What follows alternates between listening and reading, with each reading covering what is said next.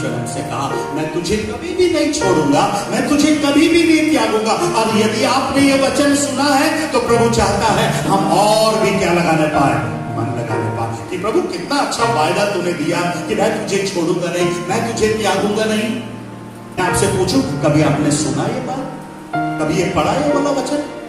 पर हमें जरूरत है ये वाले आयत पर हम और भी क्या लगाएं, मन लगाएं, क्योंकि परमेश्वर आपसे कह रहा है।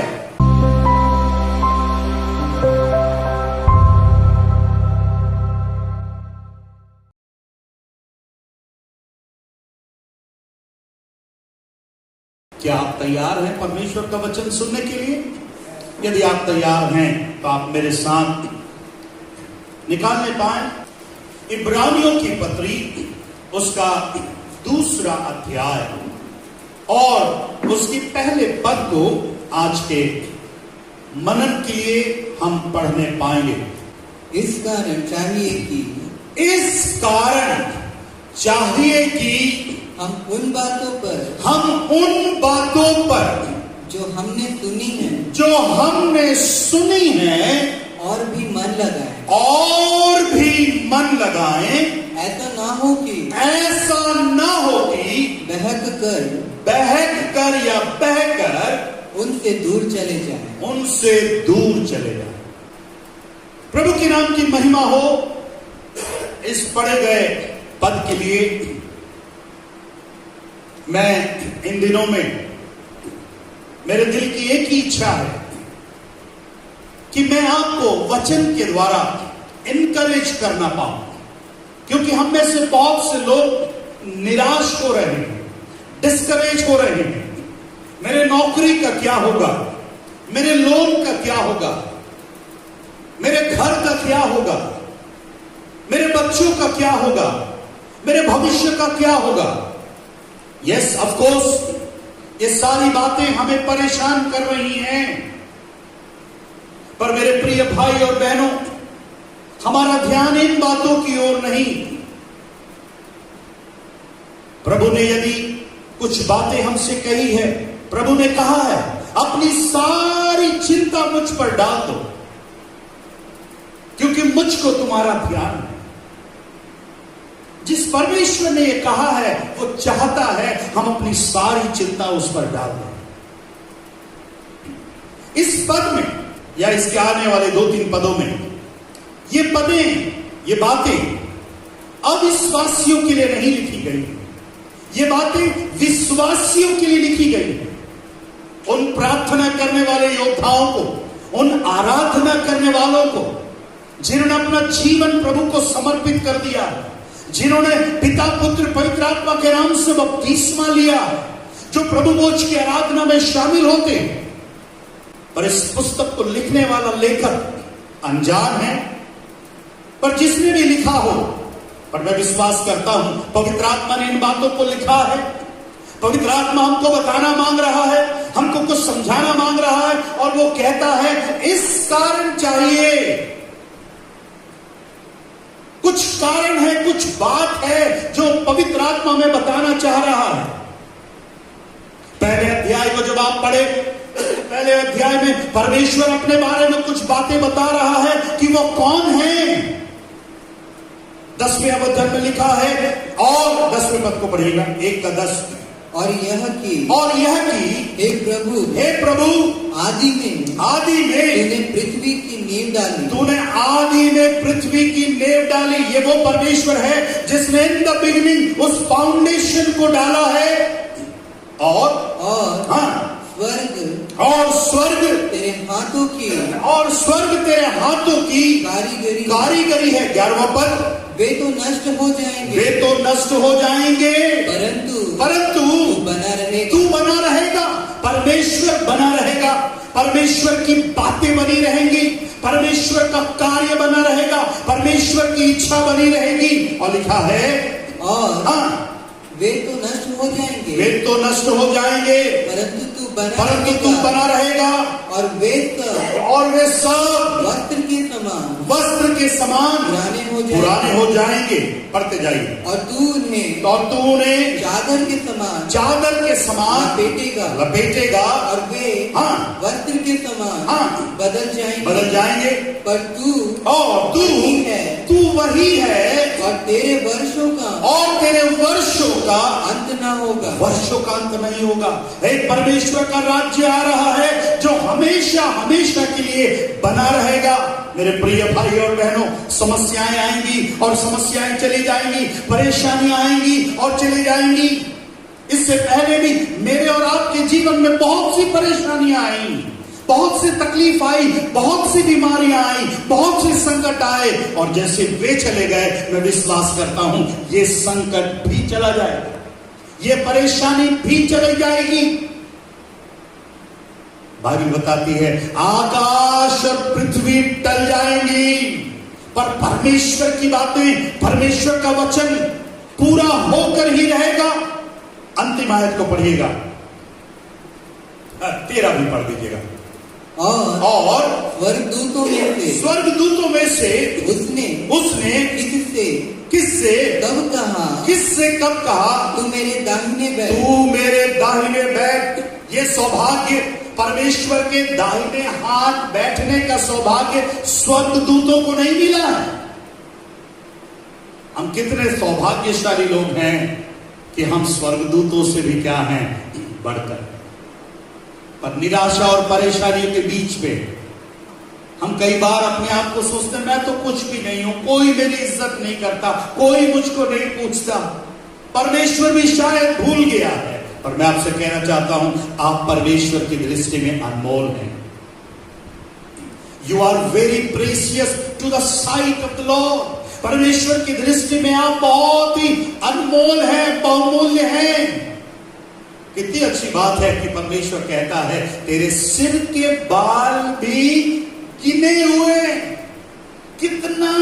कितनी सुधि वो हमारी लेता है कि हमारे सिर के बाल भी क्या है, गिने हुए हैं। और ये सौभाग्य, परमेश्वर के साथ बैठने का सौभाग्य स्वर्गदूतों को नहीं मिला, पर मुझको और आपको सौभाग्य मिला। और क्या कहता आगे, जब तक कि मैं तेरे बैरियों को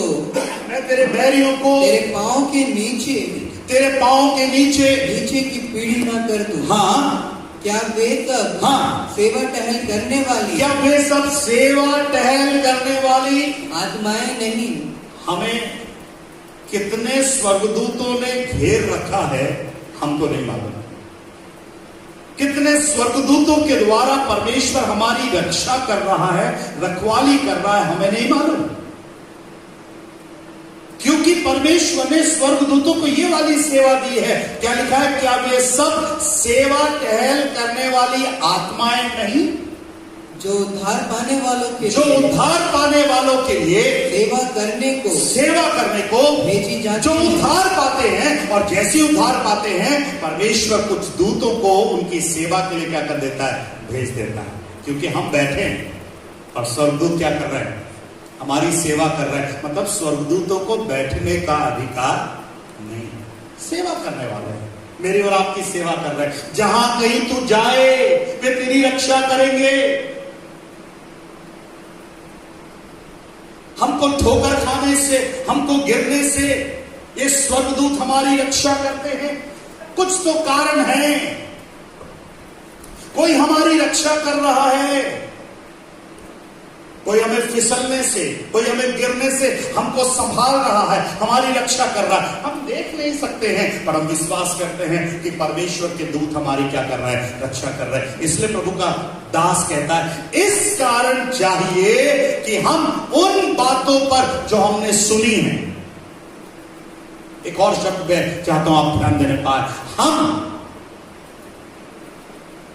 इस बातों को लिखने वाला भी अपने आप को शामिल कर रहा है। ये चेतावनी, ये बातें, ये एडमॉनिश विश्वासियों के लिए। कौन विश्वासियों के लिए? जिन्होंने उन बातों को पिछले दिनों में क्या है, सुना। जो मुझे देख रहे हैं, जब से हमने उद्धार पाया है, कितने संदेशों को हमने सुना है, कितने संदेशों को हमने सुना है, सैकड़ों संदेशों को हम सुन चुके हैं। अपने कलीसिया में सैकड़ों संदेशों को हम सुन चुके हैं। यूट्यूब के माध्यम से हमने कई सैकड़ों संदेशों को हमने सुना है।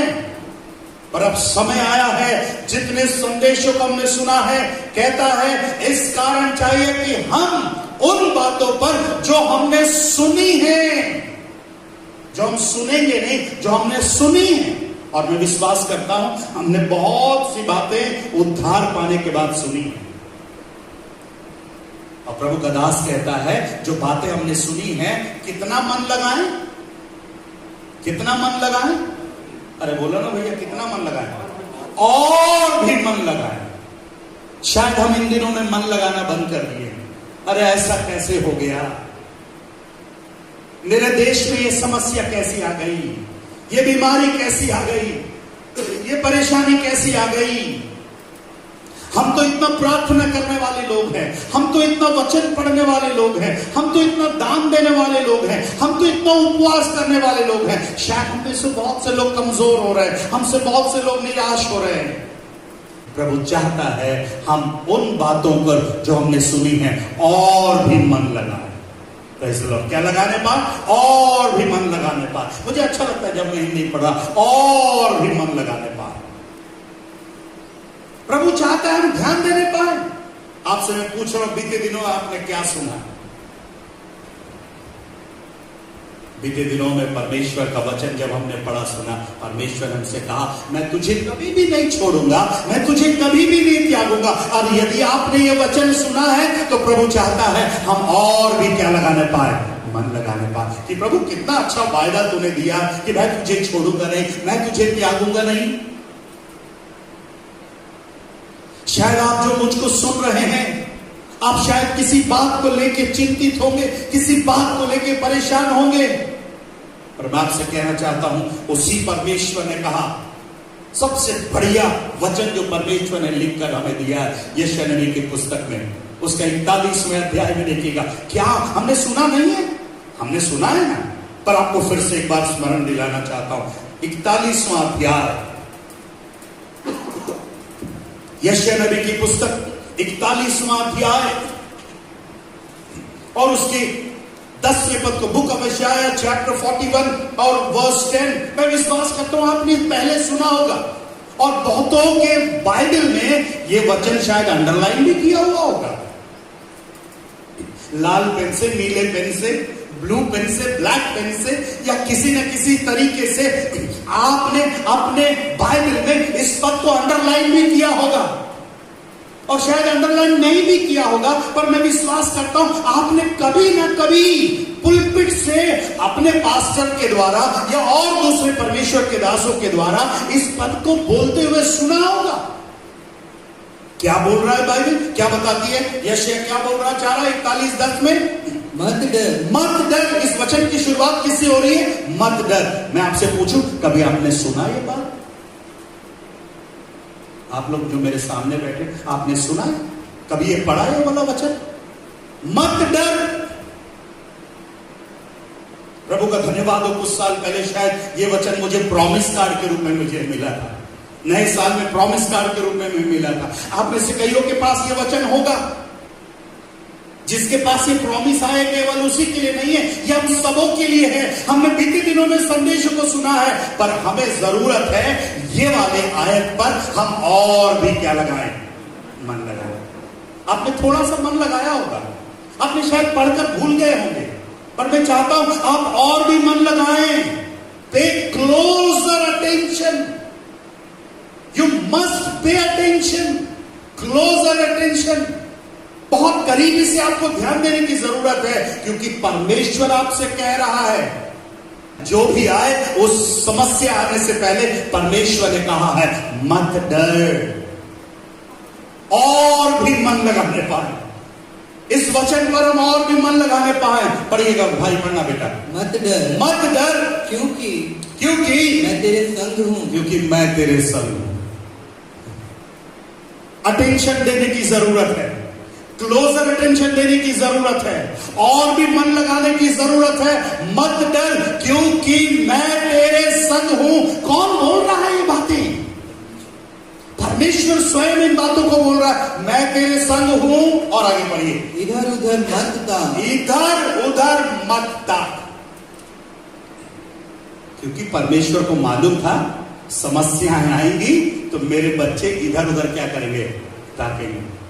कौन हमारी मदद करेगा, कौन हमारी मदद करेगा, कौन हमारी मदद करेगा। पर दाऊद कहता है, मैंने अपनी आंखें पर्वतों की ओर लगाई, मैंने अपनी आंखें पर्वतों की ओर लगाई है। मुझे सहायता कहां से मिलेगी? मुझे सहायता परमेश्वर की ओर से मिलती है। मेरे प्रिय भाई और बहनों, आपसे मैं कहना चाहता हूं, आइए अपनी आंखों को और एक बार पर्वतों की ओर लगाने पाए। इन बातों को हमने सुना है, पर हमें और भी मन लगाने की जरूरत है, और भी ध्यान देने की जरूरत है, और भी ध्यान देने की जरूरत है। क्या ध्यान देने की जरूरत है? इधर उधर मत ताक। अभी ये वो कठिन समय है, किसी के पास अगर आप जाएंगे मांगने के लिए भी तो बोलेगा भैया मेरे पास नहीं है।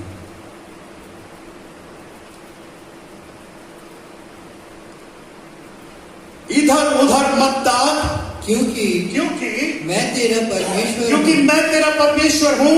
मैं तुझे दृढ़ करूंगा। ओ, परमेश्वर कहता है मैं तुझे दृढ़ करूंगा ना, मैं तुझे मजबूत करूंगा ना। कब?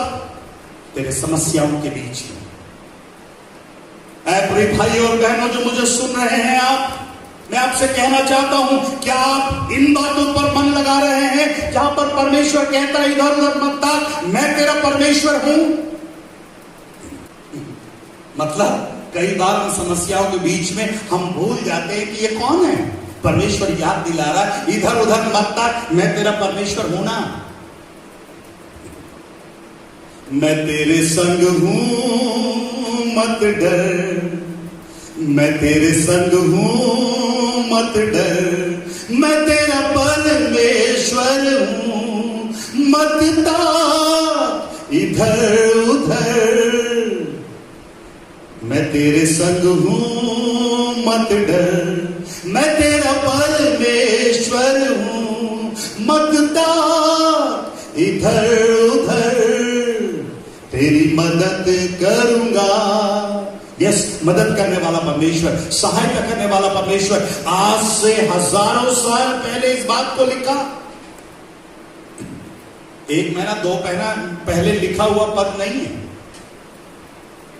हमारे जन्म से हजारों साल पहले, यीशु मसीह के जन्म से भी हजारों साल पहले, यशायाह नबी ने लगभग यीशु मसीह के जन्म से 700 साल पहले भविष्यवाणी करी। मतलब यीशु मसीह के पैदा होने से 700 साल पहले, लगभग 700 साल पहले वचन लिखा गया है।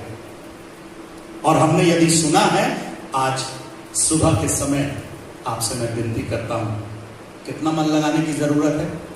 कितना मन लगाने की जरूरत है? जोर से बोले, कितना मन लगाने की जरूरत है? जो मुझे सुन रहे हैं बोलिए, कितना मन लगाने की जरूरत है? और भी मन लगाने की जरूरत है।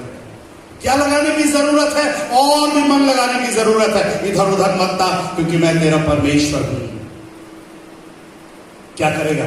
मेरा परमेश्वर है तो क्या करेगा? उस वचन को मैं तुझे दृढ़ करूंगा, मैं तुझे दृढ़ करूंगा और तेरी सहायता करूंगा। अरे, तेरी सहायता करूंगा? परमेश्वर बोलता है मैं तेरी सहायता करूंगा। क्या आप विश्वास करते हैं कि वो प्रभु आपकी सहायता कर सकता है? यस। मुझे नहीं पता आप विश्वास कर रहे हैं कि नहीं, पर मैं विश्वास कर रहा हूं।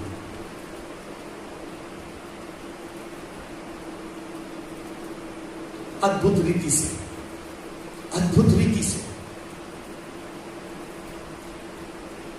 प्रभु मेरी सहायता कर रहा है। क्यों मालूम है? क्योंकि हमारा परमेश्वर सहायता करने वाला परमेश्वर। प्रभु ने हजारों साल पहले पहाड़ी उपदेश में एक बात कही। जब यीशु मसीह पहाड़ी उपदेश पर बैठा, पहाड़ी उपदेश की शिक्षा दे रहा था, चिंता के बारे में कुछ बता रहा था, तो यीशु मसीह ने देखा कुछ आकाश के पक्षी उड़ते हुए चले जा रहे हैं। यीशु ने तुरंत उन सुनने वाले से कहा, देखो देखो देखो देखो देखो। एकदम लाइव एग्जाम्पल दिया प्रभु ने,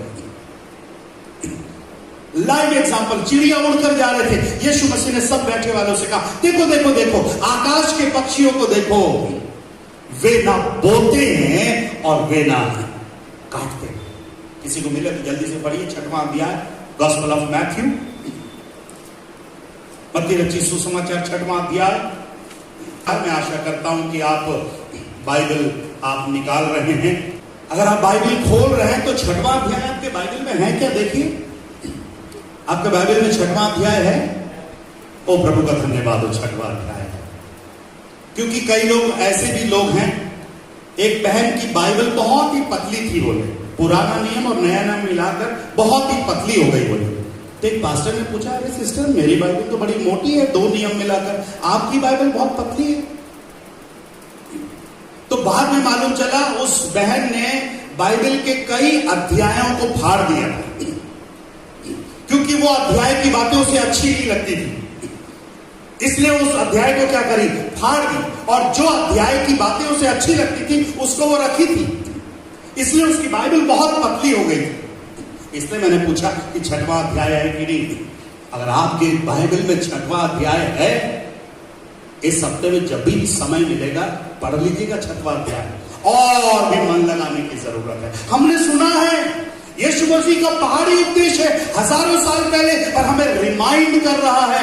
इस कारण जिन बातों को हमने सुना है, जिन बातों को हमने पढ़ा है, और भी मन लगाने की जरूरत है। क्या कह रहा है? बहुत मैं पूरा अध्याय तो नहीं पढ़ रहा, पर उस बात को पढ़ रहा हूं। पढ़िएगा तो आकाश के पक्षियों को देखो, आकाश के पक्षियों को देखो। मैंने आपसे कहा कि प्रभु यीशु मसीह लाइव एग्जाम्पल दे रहा है। आकाश के पक्षियों को देखो। जब यीशु मसीह सिखा रहा था उसी समय कुछ चिड़िया उड़कर क्या कर रही थी, पक्षी उड़कर जा रहे थे। यीशु मसीह ने कहा देखो देखो देखो देखो देखो आकाश के पक्षियों को देखो, वे ना बोते हैं, वे ना बोते हैं, ना काटते हैं, ना काटते हैं, ना खत्तों में बटोरते हैं, ना खत्तों में बटोरते हैं। और एक बात आपसे जोड़ना चाहूंगा, बेचारों के पास बीपीएल कार्ड भी नहीं है, एपीएल कार्ड भी नहीं, पर परमेश्वर कुछ समझाना मांग रहा है, कुछ बताना मांग रहा है, और परमेश्वर ने एकदम साधारण चीजों को लिया। जिन चीजों को शायद हम कई बार नेग्लेक्ट कर देते हैं, उन आकाश के पक्षियों के द्वारा कुछ सिखाना मांग रहा है। आकाश के पक्षियों को देखो, वे ना बोते हैं, ना काटते हैं, और ना खत्तों में बटोरते हैं, फिर भी उनके पास कोई चावल का डब्बा नहीं, कोई दाल का डब्बा नहीं, कोई तेल का डब्बा नहीं, कोई मसालों का डब्बा नहीं। हमारे किचन में तो बहुत से डब्बे, छोटे छोटे डब्बे भी है, बड़े बड़े भी डब्बे, पर उन पक्षियों के घरों में कोई डब्बे नहीं है। और लिखा है तो भी, मुझे अच्छा लगता है शब्द, तो भी तुम्हारा स्वर्गीय पिता, तुम्हारा स्वर्गीय पिता उनको खिलाता है। अरे किनको खिलाता है? किनको खिलाता है? उन पक्षियों को खिलाता है। मैंने आज तक किसी पक्षियों को मांगते हुए नहीं देखा, भीख मांगते नहीं देखा।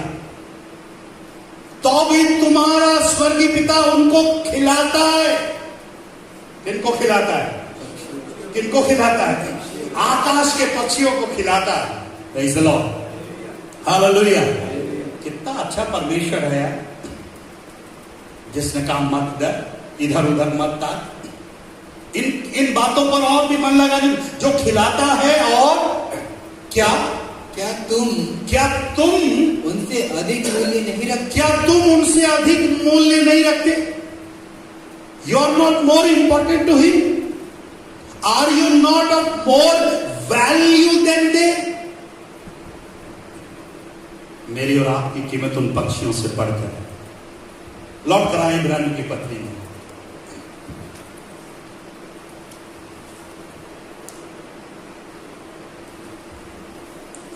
फिर से पढ़ना दूसरा अध्याय पहली आयत को।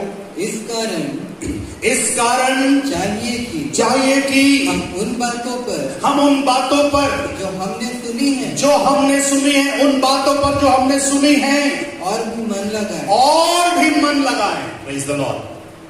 कितनी अच्छी बात है, हम और भी मन लगाने पाए। इस सेक्शन का नाम जो दिया गया है, महान उद्धार। मैं आपसे विनती कर रहा हूं, जो उद्धार पाए हैं,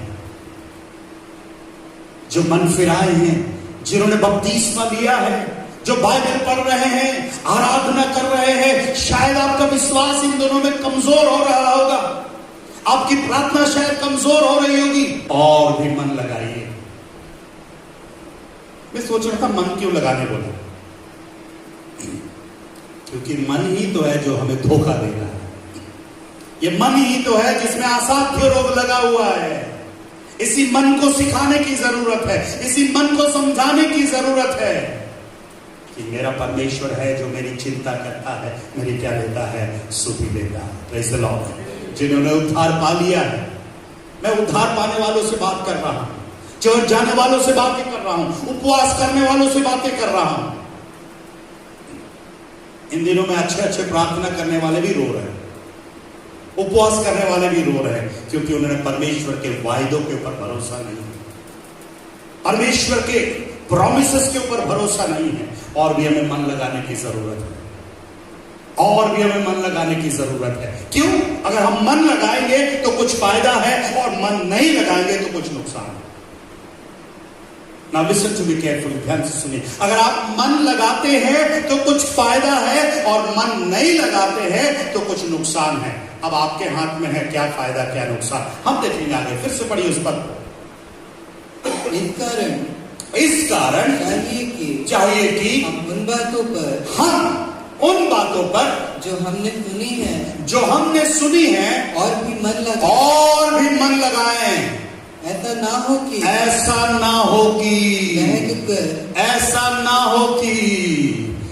ना हो कि यदि आपने मन नहीं लगाया, यदि आपने ध्यान नहीं दिया जो बातें आपने सुनी हैं, तो लिखा है ऐसा ना हो कि बहकर, फिसल कर। कब फिसल जाएंगे, कब डूब जाएंगे? बताइए, आप कब फिसल जाएंगे, कब डूब जाएंगे? जब आप जो बातें आपने सुनी हैं उन बातों पर क्या नहीं लगाएंगे, मन नहीं लगाएंगे। परमेश्वर की बातों पर यदि आप मन नहीं लगाएंगे, ऐसा हो सकता है कि आप बह सकते हैं, आप डूब सकते हैं, आप फिसल सकते हैं, आप घबरा सकते हैं। बहकर, जब कोई आदमी नदी में डूब जाता है तो लिखता है बहकर चला जाता है, बहुत दूर तक चला जाता है।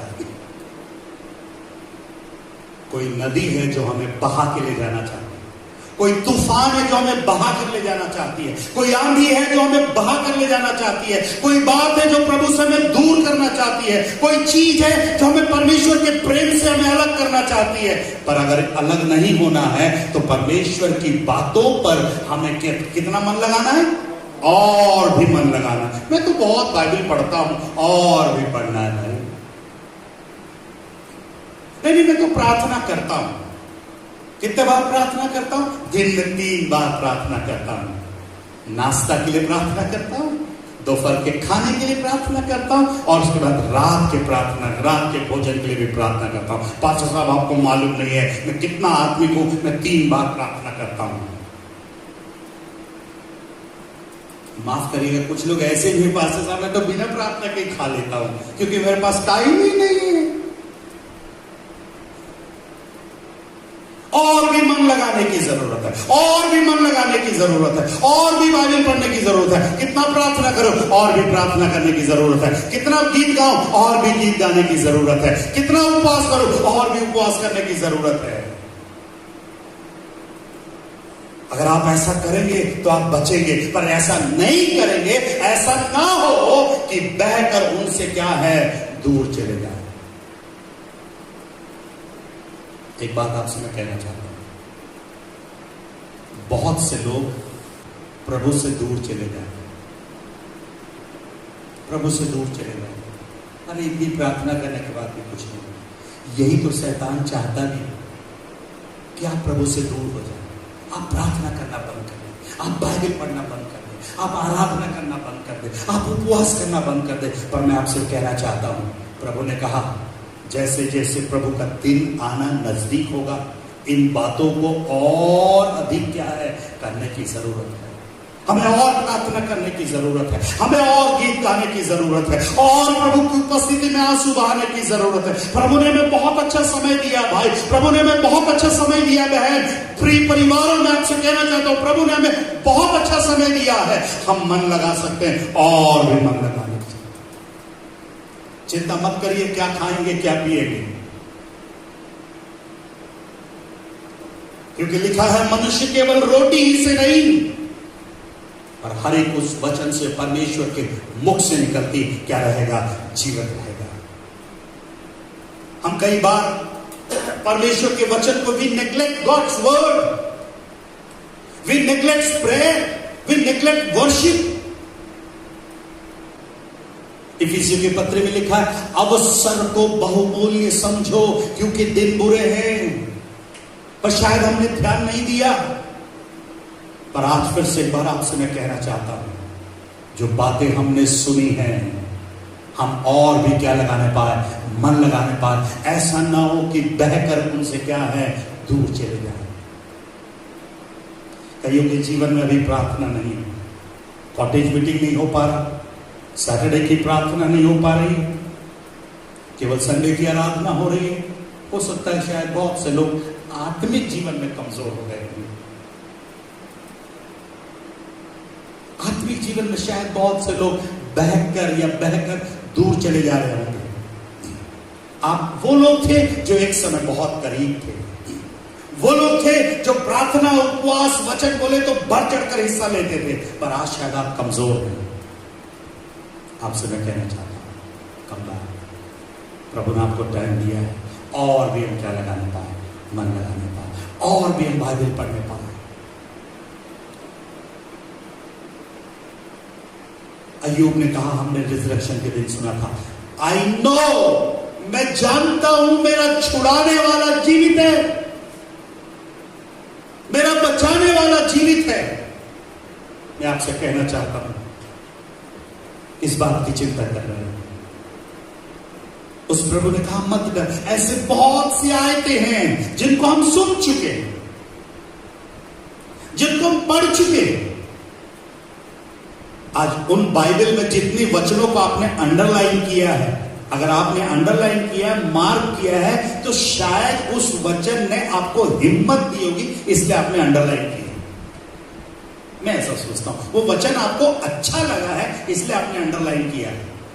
उन्हीं वचनों का आप वापस पढ़िएगा ना, और भी मन लगाइए। प्रभु कितने प्रॉमिसेस है, प्रभु जी कितने वायदे हैं प्रभु तूने मुझे दिए हैं। और जब उनको स्मरण करने पाएंगे, मैं आपसे कहना चाहता हूं, हम बहकेंगे नहीं, हमें कोई आंधी नहीं डुबा सकती। जिसने अपना घर चट्टान पर बनाया, आंधी आई, तूफान आई, बाढ़ें आई, पर जिसने अपना घर चट्टान पर बनाया उसका घर गिरा नहीं। जिसने परमेश्वर की बातों पर मन लगाया, परमेश्वर के वचनों पर विश्वास किया, उसका घर नाश नहीं हुआ। पर जिसने सुना नहीं, जिसने प्रभु की बातों पर मन नहीं लगाया, अरे ऐसी है कुछ नहीं होगा, उसने अपना घर कहां बना दिया, जल्दी जल्दी में रेत पर बना दिया। पर एक दिन आंधी आई, तूफानें आई, बाढ़ें आई, और लिखा है उसका घर क्या हो गया, बह गया। बह गया कि नहीं बह गया? थोड़ी देर में वो देखता, अरे रे रे रे, वो मेरा घर बह रहा है, वो मेरा घर, वो खिड़की बह रही है, वो दरवाजा बह रहा है, वो बर्तन बह रहे, वो गैस बह रहा है। माफ करना, उन दिनों में तो गैस नहीं था, पर मैं सोचता हूं वो घर जो रेत पर बनाया था दिखने में बहुत खूबसूरत था, पर सब कुछ बहकर क्या है, चला गया। देख कर वो तो मेरे घर की कुर्सी बह रही है, वो मेरे घर का सोफा बह रहा है।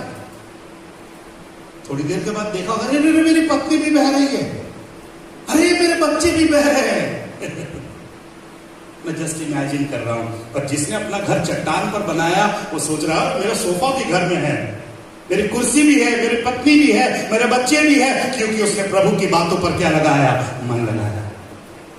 यदि हम प्रभु की बातों पर मन लगाएंगे, हमको बहने की जरूरत नहीं, ना हम बहकेंगे ना हम बहकर जाएंगे, क्योंकि प्रभु हमारे क्या रहेगा, संग रहेगा। प्रिय भाई और बहनों, जो आज मेरी आवाज को आप सुन रहे हैं, मैं समाप्त करने जा रहा हूं। प्रभु ने चाहते इसी वचन को मैं नेक्स्ट वीक में, प्रभु के आने में देरी हुई, कंटिन्यू करने पाऊंगा और भी मन लगाने पाऊंगा। मैं आपसे कहना हूं, इस सप्ताह भर आप क्या करने पाएंगे? रीड द प्रॉमिसेस, जितने वचनों को आपने अंडरलाइन किया और भी मन लगाइए।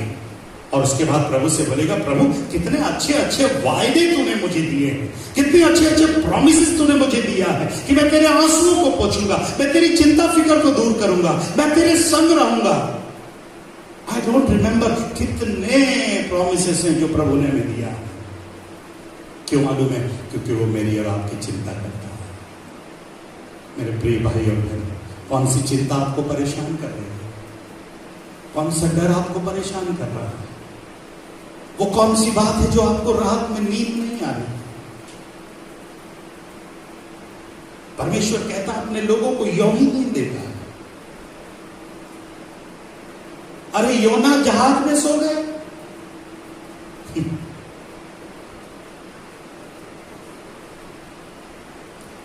यीशु आंधी और तूफान के बीच में सो रहा है।